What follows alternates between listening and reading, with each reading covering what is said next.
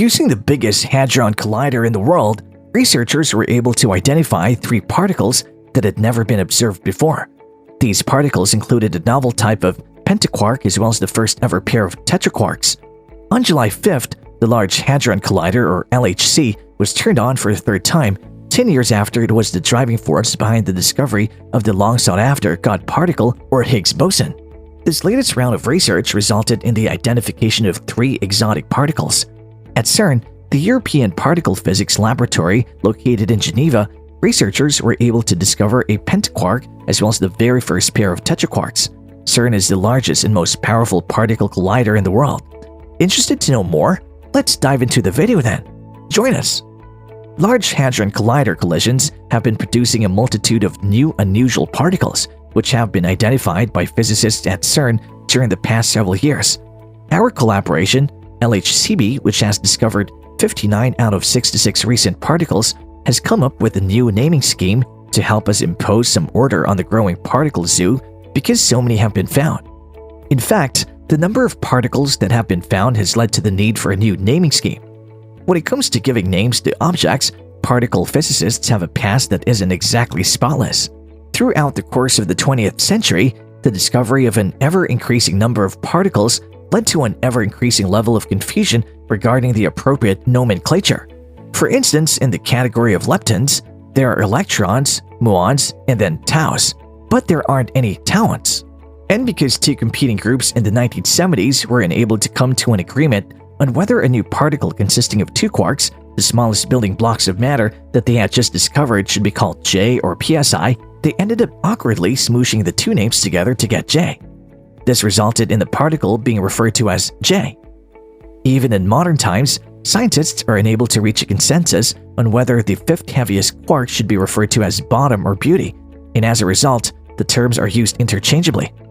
And let's not even begin to discuss the terribly named bestiary of particles that are predicted by the theory known as supersymmetry, which indicates that every particle that we are familiar with also has a yet-to-be-discovered superpartner. Weird, squark, smuon, or gluino, anyone? To tell you the truth, it's probably for the best that we can't find any evidence of them. Complex hadrons. The Large Hadron Collider, or LHC, has been a goldmine for discovering new varieties of particles that are referred to as hadrons. These are subatomic particles that are created by combining 2 or more quarks. Typically, there are 2 distinct varieties available for purchase. Quarks are the fundamental constituents of baryons, which include the protons and neutrons that are found within the nucleus of an atom. Baryons are composed of 3 quarks. Mesons, on the other hand, are constructed from a quark and an antiquark that have been coupled together.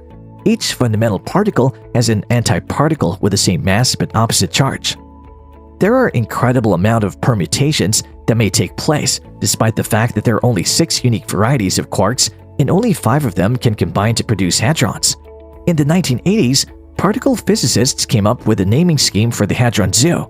This naming scheme included a symbol for each particle that made it simple to determine the quark content of the particle. For example, the Greek letter pi was used to denote pions, which are the lightest of the mesons. Up until quite recently, all newly found particles could be neatly classified as either baryons or mesons according to that framework. However, researchers eventually came to the conclusion that more complicated hadrons containing more than 3 quarks are also a distinct possibility. These hadrons are referred to as tetraquarks and pentaquarks respectively, and are composed of 2 quarks, 2 antiquarks, and 4 quarks, along with 1 antiquark or the other way around.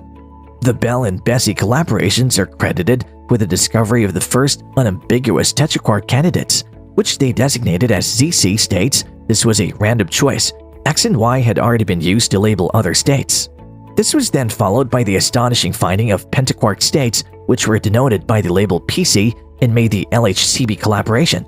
Since around 2019, the rate of discovery has quickened, resulting in an alphabet soup of particles with names like X, CCS, PCS, and TCC being allocated in a manner that is more or less ad hoc. Confusion resulted, perhaps unavoidably, from the absence of rationality in the naming of the new particles, which led to the names being given to them. Specific issue was that the subscript C in the CC and PC symbols was supposed to signal that these hadrons contain both charm and anti-charm quarks. This property is often referred to as hidden charm. However, this was not the case. On the other hand, the subscript S in the ZCS and PCS symbols suggests that these hadrons also include a strange quark, sometimes referred to as an open strangeness. According to the findings made by the LHCb consortium only lately, the states that include both open charm, a charm quark by itself, and strangeness should be termed something like this. We, along with our fellow members of the LHCb collaboration, came to the conclusion that it was time to make an effort to re-establish some semblance of order, at least with regard to the newly discovered particles. This was due to the fact that the variety of new states and the names that had been given to them posed a risk of becoming even more confusing. The new name system that we've implemented is organized according to several guiding principles. To begin, the fundamental concept needs to be understandable even to those who aren't very well versed in the subject. This may be accomplished by using a base symbol that consists of a T for tetraquarks and a P for pentaquarks. The scheme should also be able to differentiate between all of the different potential combinations. This may be accomplished by adding superscripts and subscripts to the base to indicate which quarks each particle is composed of, as well as other quantum information. However, these should be compatible with the pre-existing system for conventional mesons and baryons. This may be accomplished by reusing symbols that have already been established. However, the names that are now in use for exotic hadrons would need to be modified. For instance, the ZCS and PCS states that were discussed before will become known as TS and PS respectively. The J particle carries hidden charm. This solves the difficulty of differentiating between hidden and open charm by utilizing for the former and C for the latter.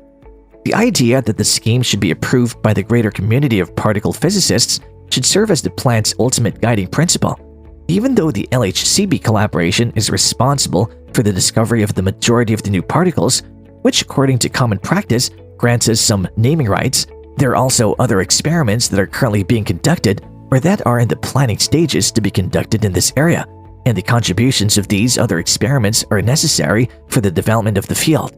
It goes without saying that there are also a great number of theorists located all around the world who are working very hard to understand the measurements that are being taken.